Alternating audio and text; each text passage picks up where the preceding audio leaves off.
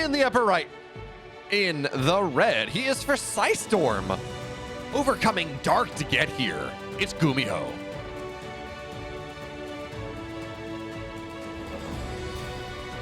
And of course, on the bottom left side of the map, Resurgence on his new team.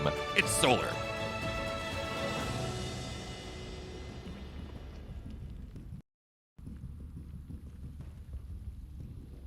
Looks like we're just not getting the intro tag on that one. Are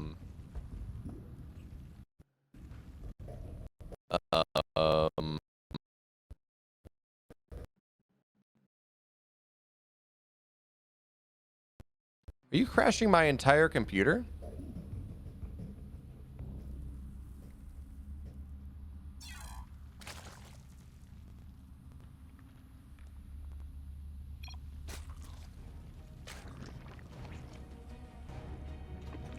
Okay, we should be good. We're fixed.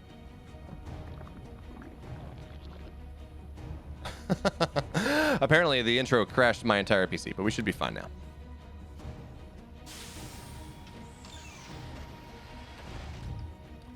So what do we see here? We've seen a lot. Much has been made recently of the two-base push of the Terran player.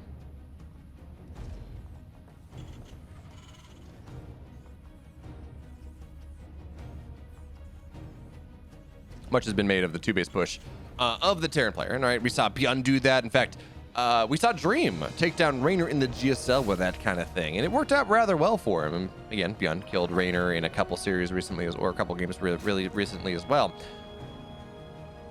But that is, of course, not the standard. We've actually seen a lot of late game play as well, so I don't know that we're going to see a two-base all-in, a two-base timing coming from Gumiho on this map, maybe in this series. But not on this map, of course. Data C is just, it feels too big. Although, we've also started to see that maybe this map is not quite as Terran favored in the late game as people thought at first. Because with all these cliffs in the middle, and I talked to Laser about this, a decent amount in Theater of Dreams is, ooh, Reaper will not go down. We should be okay. But a couple drones, Kansas Force there. Well done, Gumiho. With all these cliffs in the middle of the map, you can see these high ground positions. Broodlords can park there right on top of them or just on the other side of them and start to worry away at a Terran army in a way that they really can't do for most maps. Which, when we look at this ultra late game composition of Broodlord or of Thor goes Telbat, you do end up getting a lot of Broodlords. And Data C, a map that has 8 bases, 9 bases maybe if you're the Zerg and you're able to expand aggressively enough, you do have enough money to get up to that 33-ish Broodlord count. That allows you to take that fight up with your spellcasters, of course. So between the number of bases that we got and the cliffs that exist in the middle of the map, it does seem to be pretty strong for a late game Terran, and that's actually where we're going to see Gumiho go, at least into the mid game. It's going to be 3cc play. And it doesn't seem like Terran players are very much struggling to get damage done off a third CC. It just doesn't really seem to be happening right now with the heavy queen counts that Zergs are going for the most part. So that means we're going to see a fourth base probably before the 7-minute mark, certainly before the 8th-minute mark, and Gumiho just going to opt into late game against a Solar that has looked extremely good against that style. He's gone and he's well, he's learned a lot from his tilts with Maru recently, his tilts with Beyond recently. And he really seems to be handling it extremely well. And in fact, I might even posit that as of right now, Solar is the best anti-Terran late game. And I'm sorry, I think I said Dream in that group with Raynor. No, it was Bunny. Apologies. For some reason I think of Bunny and Dream are like the same as the same player, which is not fair to both of them. But anyway, we got a couple Marines. They're going to show up right now. Do we have an armory? No, we didn't. But it's just going to be Marines and Hellions, adding a little bit of extra oomph to this push. But I would posit that Solar in the ultra late is maybe the best Zerg in Korea at that style right now. We've seen Dark recently. He lost 2 finals against that style, against Terrans, and Solar has actually been doing very, very good. He took down Beyond recently. He's been, again, just playing these Terrans rather well indeed. But Hellions are going to try to dive in here, trying to put some damage on Solar before he gets to that position. Ling's looking for the surrounds, but now drones have to get pulled. You got to line them up. You got to be very careful of that one. They are in a solid line here. 7 workers will go down, make it more, make it 8 into the mineral line, but Ling's getting a damn good surround. So 8 workers fall for just about 10 Hellions. I think that was the number.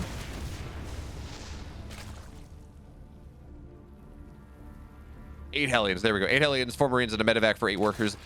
Honestly, and generally you would say 8 workers is problematic, but for the expense that Gumiho just committed to it, Solar's not too upset. Yeah, he would have liked to maybe lose 4 or 5, but with 5 Marines, and most importantly the medevac, which of course takes power away from the next level of the push, you're gonna be fine. So 1-1 is now on the way for Gumiho, or for Solar. In fact, Gumiho, his upgrades are rather delayed, again, because of that timing. So Solar's going to have his upgrades very far ahead of what Gumiho is going to have, which means that any sort of mid-game aggression is going to struggle. Ellie's trying to dive in once again. Queen's target 1 down. A couple more will be forced to back the hell on up. Ling's going to find this 4th base, 630, very quick 4th. And Gumiho, that's a late-game Raven, or a mid-game Raven. That is a very late Raven indeed. Drones are going to have to get pulled. 3 more workers will fall. Lings are going to try to chase this down, but Hellions, they find their way off creep, so not much doing there. And Gumiho's commitments to stuff in the air. He got a Banshee, which is weird in this game state, but he's got Ravens on the way, and oh, look at this. He's going biomech. He is actually going biomech. Long have we waited. Champions abated. Biomech is in fact created. So we got 2 additional factories on the way. Stim just about done. 1-1 as well. But we're gonna see a lot. I mean, 2 factories at this point. Okay, 2 factory, fine. For tanks, for Widow Mines, but you had that 3rd one this early in the game. I think we can call that biomech. So it's gonna be. We're on 4 barracks right now, 7 racks, 3 factory. That's a lot of production from Gumiho. But I guess he says, you know, my 4th base is actually pretty well timed. I'm on 82. I'm actually on 83 workers, or on 73 workers, excuse me. So my economy is rip-roaring away. Solar for his part, he's going Mutiling Bane behind this. And it feels like we've started to see some resurgence of the Mutiling idea in this setup. Cyril took an incredible game where he took 25 workers worth of damage to a Hellbat Marauder timing against Cure on Moondance in the Gladiators Cup. And Cyril said, yeah, I'm going to go Mutas, I'm going to bring it back. And of course, that is Cyril, being the god that he is and taking advantage of Moondance's copious dead airspace. But as of late, it has felt like we've seen much more muted play as the Terrans try to turtle up. Muted play in general is very good against 3cc, against a greedy 4cc play. As a 2-2 is not on the way just yet. We got 2 tanks in production here. Nothing really coming out of that 3rd barracks or the 3rd factory just yet. This push from Gumiho is scary with the Banshee here, with the Hellbats, with the Raven most importantly. So the creep spread is not going to be as developed as Solar would like. It's harder to take that fight. Well, Solar, importantly, his baneling speed just finished. So he's got 1-1, he's got baneling speed. Upgrades timed out pretty well. He's not going to have that big upgrade lead like he did have with his 1-1, with his 2-2, but even still.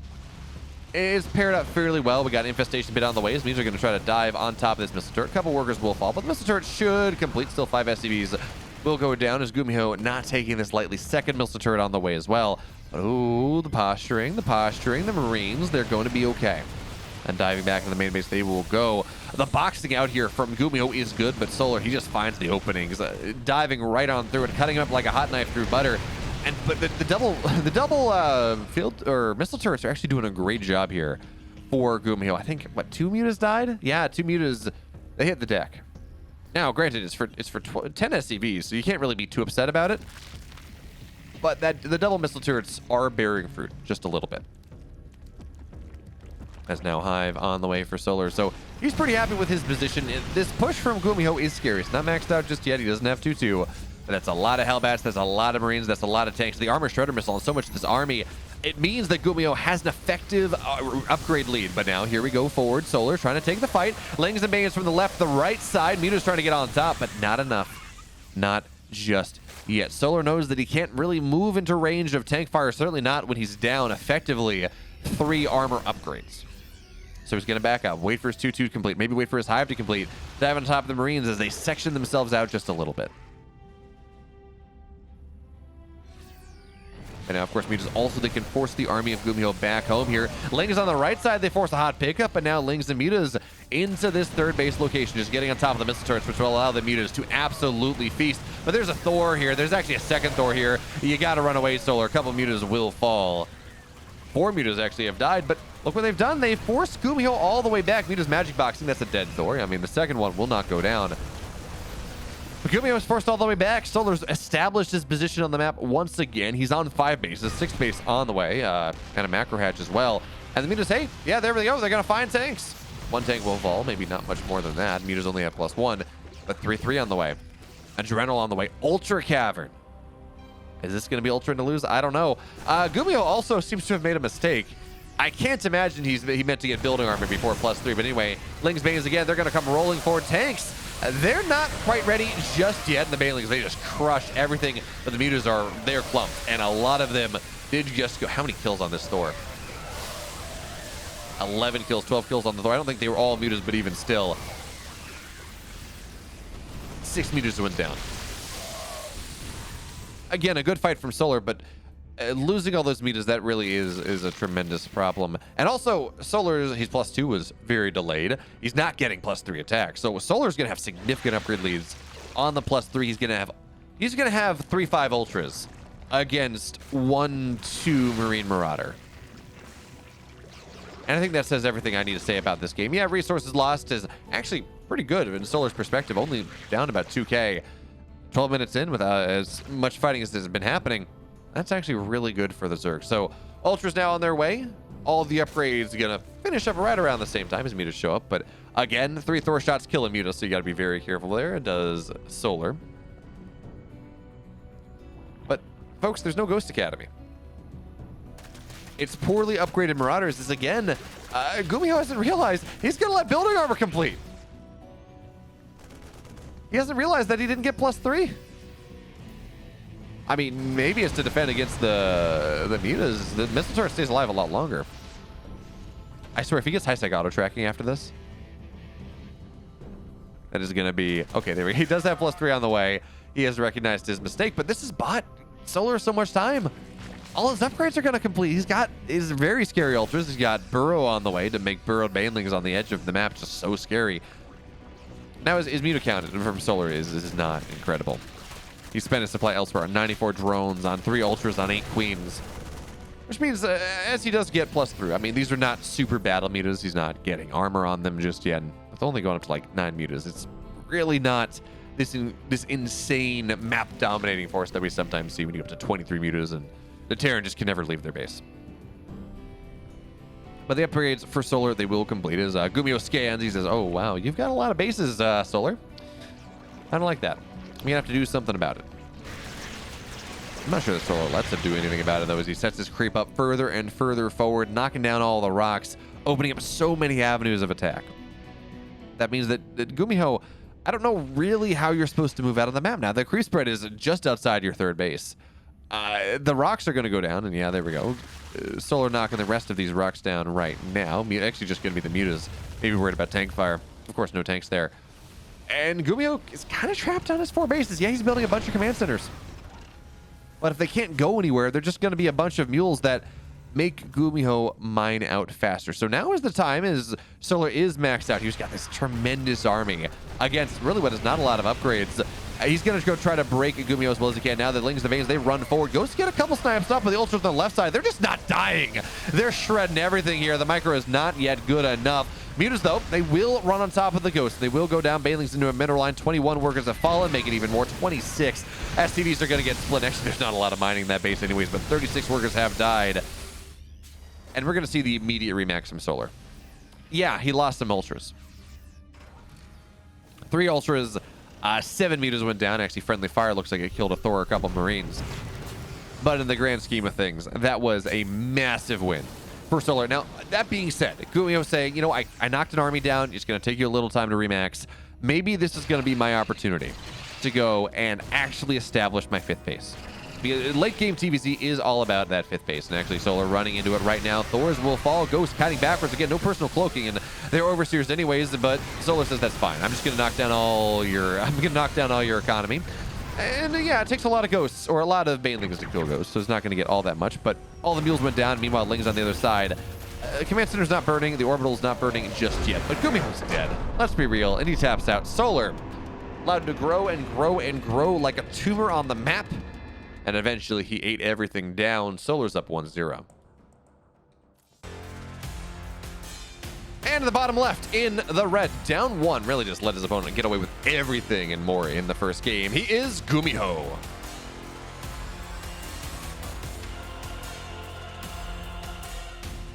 And on the north side of the map, in the blue, representing Onsyde Gaming, his name is Solar.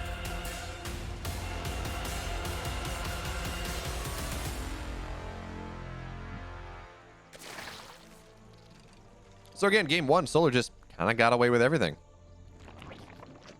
And it worked out for him damn well. I think we're going to see a little bit more aggression in this second game, though. As really, it's Waterfall. It's a map for 2-base pressure. 2-base pressure has been pretty good for Terrans as of late. Let me pull up what that stat was. It was actually extremely surprising. Yeah. Zerg has about a 56% win rate on Waterfall across all the S tier, the premier tournaments that have been played. So TSL, Valencia, GSL. Which is bonkers considering how small this map is. But if you think about it, because there's no direct ramp into this, the pushes are a little slower, and we've seen a lot of Zergs that go for like effectively 1-1 Ling Bane all-ins, where they smash one army, they run across the map, they break the 3rd base, the Terran dies. Now, of course, if they're able to turtle the game out super late, this is such a good Terran map. Zerg can't keep 5. Zerg struggles to keep 5 base, and they certainly can't keep 6. And the turtled late game Terran economy, or the late game Terran army, excuse me, of Ghosts and Thors and all that, there's just not enough resources on the map for the Zerg to properly mount a defense. So if this game goes super late, but I mean, and I could very easily see Gumiho going 3CC off of that just to try. If the game goes super late, yeah, it's pretty Terran favored, but Zergs have just found it fairly easy to break this 3rd base position. Again, you're attacking from 2 angles, it requires big walls. Means that the Terran gets supply blocked. It gets kind of awkward.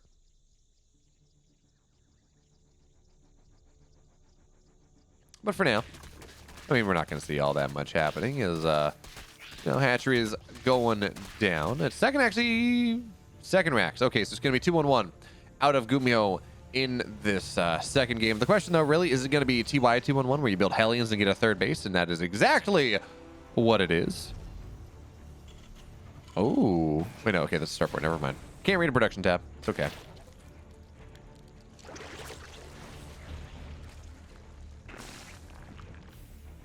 So 2-1-1 on the way. But the Hellions here do tell us that this is likely going to be a 3-base type of build from Gumiho. That is what the meta, that's just what we've seen. But actually, okay, no. There are going to be multiple Hellions, not just that single one. Really, now with the Hellions on the map, it's a little bit harder for Solar to detect what's happening. If there were no Hellions, right, you'd say, oh well, okay, this is clearly 2-1-1, something like that. This is clearly aggression. I'm going to drone really hard, and then I'm going to build Lings, and I'm going to counter it. But this build, Ling into the main base. 1 Marine goes down. Good job there of Gumiho denying the scout. This is interesting. So it's a 2-1-1, but we're going to see a move out from Gumiho before the 2-1-1 is happening well and truly in earnest. First medevac. So the way this is happening right now, normally with a 2-1-1, you drop the starport, you get the reactor, and then you move out. In this game, we're going to see a move out of 3 or 4 Hellions. It looks like 3 Hellions right here. I mean, there's a 4th one on the way as Ling shows up, sees another Hellion, but seeing them one by one is kind of seems might be a tell for Solar. He's going to move his queens to the 3rd base, certainly, and he does have 12 Lings more on the way. We're going to see pressure with the first drop, and actually it's going to show up in the main base. Lings are going to have to rotate over to defend that. I love this spore here early. It makes it so that we can't see Gumiho dropping right on top of things. Ling's going to rotate over. Queen as well, and that's just enough. It should be enough DPS to do enough damage on the medevac to force things back. Now here comes the next level. Hellions, Marines, and are we going to... I kind of want to see an armory. But we don't have one just yet. A 2-on-1 Hellbat timing. Actually, Clem has used this to bop Sue recently. It's rather powerful indeed, but it's just going to be a third base on the way. It's just going to be Hellion Marine, but Hellions do such a good job buffering for those Lings that just want to get the surround on the Marines and force them to lift up immediately. So into the main base, they will go. There's detection, or there's vision here at the very least. So Solar should know what's happening, and Ling's going to have to rotate over, but the full unload. There's about 14 Marines in the main base. Okay, good job here. Great pull, great read there from Solar. He just pulls out of the third base. He says, I can't really hold this right now. I've got to hold one spot. So Lings are going to have to show up. A couple workers have died, but really not the end of the world. Ling setting up to knock down the Hellions. There they go. And in the back of the mineral line, the Queens are fighting damn strong. One Queen has fallen, but really not enough. With one medevac going down, Solar is handling this so ridiculously well. This is a complicated build and a half to deal with. But he lost 3 workers. Couple Lings, sure, but he lost 3 workers and a Queen. That easily could have killed him. Instead, he's on 65 drones. He's got his Evo chambers on the way now. He's got the third base. We're going to see him get a fourth base soon, a macro hatch. The world is cracked open, and Solar is feasting upon it because it is truly an oyster. That was so good. That was truly an incredible hold from Gumiho in that last game. Or, wow, that was truly an incredible hold from Solar right now, as I made the mistake of reading chat and trying to cast at the same time. But now Solar, he takes the fourth base. He takes the 12 o'clock position. He has his Evo Chambers done. 1-1 will be on the way, pretty much on time with the Terran. And there we go. Bailey speed, the more important upgrade, just a little bit faster.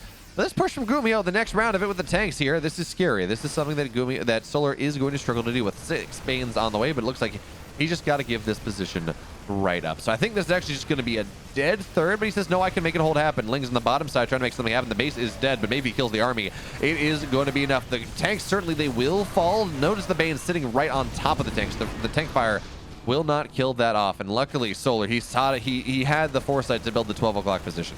A little bit harder for the Terran to push, is that Spore Crawler will fall. Overlord, though, stays alive. And with the Bailey speed not done, it's hard. It's really hard for the Solar to get on top of this. Good target fire there from Gumiho, knocking him down. 1, 2, 3, make it 4. But the Marines, they will still fall, and the medevac dies on the escape. Random tank on the bottom side.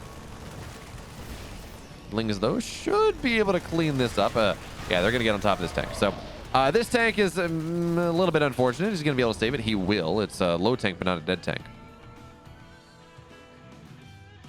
And now Solar, he's got his fourth base on the way once again. I mean, we can consider just a canceled fourth base as his fourth base on the north side. He was kind of done right around the time the third was killed.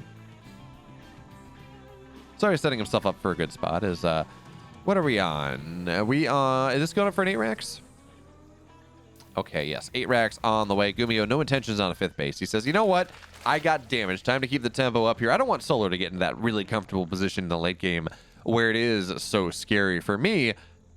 And because Solar, I thought these upgrades were going to be timed better, but apparently not.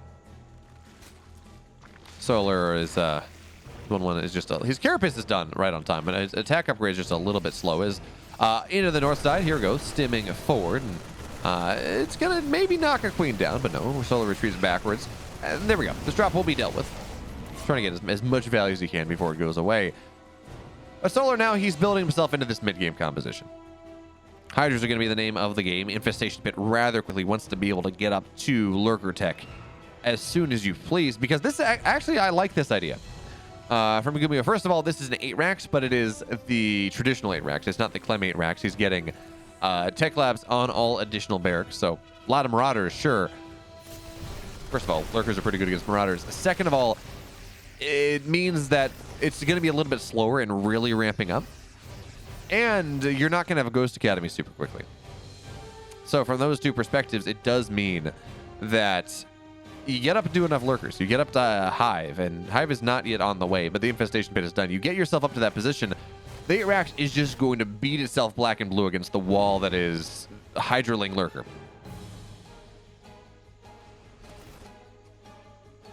So for now, Gumiho trying to get that 4th base. As maybe he's realized that this 8-Rax idea won't work out super well for him. He sees the Hydra, sees the Ling, sees the Banes, and says, okay, no, we're going to back up Solar. Of course, Solar's Hive is a little bit delayed because of the damage that he took, losing that 4th base. And it's hard to break down the Terran position here. This river through the middle of the map is such a wonderful siege tank position that you dominate so much of the map. As Marines run forward, I think they got a queen.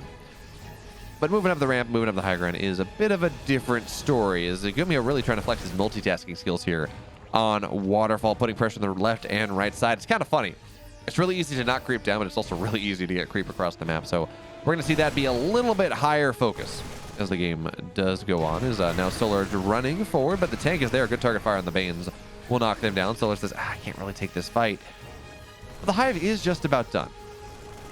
Actually, we may see Solar stay like a caveman, go solidly Sioux style caveman Zerg. Just get the Hive for 3/3 upgrades and an adrenal, and really not lean into that whole lurker idea.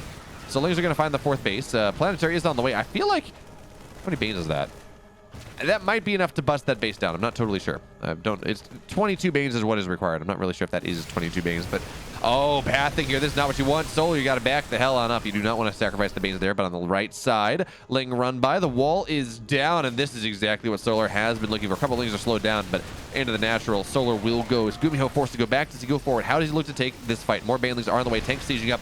2 lines of them. Banelings, they get great connections to start. The Hydras move forward, but you got to back the hell on up. Solar retools the first round of tanks does go down, but now Gumiho, he runs forward. Tanks re-siege here. 14 SCVs have died. The Ling run by still not dealt with. The Lings, the Pains, they run forward. The army is so damn close, but it does not matter. The wall of the Marauders serving as just an excellent holding pattern here. As Gumiho's economy, by the way, is well and truly shattered. 30 workers have died. He's not mining out of his natural or his 3rd base, but if he can make this push happen, maybe it's going to be worthwhile. Actually, Solar gives up the position. He says, you know what? This is too scary. I don't want to take this fight. Not really. I've got my right side base. I have annihilated your economy, Gumiho. I'm okay to give up a base right now, and he will. So now we have Adrenal Glands halfway done. No 3/3 on the way for Solar just yet, but at least he has +1 melee, and it looks like finally the Lings are going to get dealt with. But it also forces the army of Gumiho back home. He's got to lick his wounds. He's got to find a way back into this. This buys Solar time. He's going to be able to retake the north side base. He's got the right side. He's got the bottom side. He's actually starting to take a base that Gumiho would like to take, all things considered. But here we go. The army moving forward. It's 4 tanks here, but they're not sieged up just yet. Viper parasitic bomb on top of the tanks. At the front, on the back, Banelings, they come crashing on forward. And the tanks, looks like one of them will survive. Not enough Lings on the left side anymore, but a great fight there from Solar once again. And remember, this is an army that Gumiho cannot really reproduce. It's an army that Solar absolutely can. So Lings, Banes again run forward. Hydras, that additional DPS. The Vipers, they just need a little bit more time. They need more energy to prevent this tank from getting the value it's looking for. How many Banelings are on the map? It's actually only 7. A couple more morphing, and that's a bit of a problem. This concave from Gumiho is rather nice, but he does not have his 3/3. Not just yet, which means the Queens, the Hydras, they will move forward. Solar, he takes the 2-0. And that means now that Solar and Byun are going to be your finalists here of EPT 138, the Korean edition.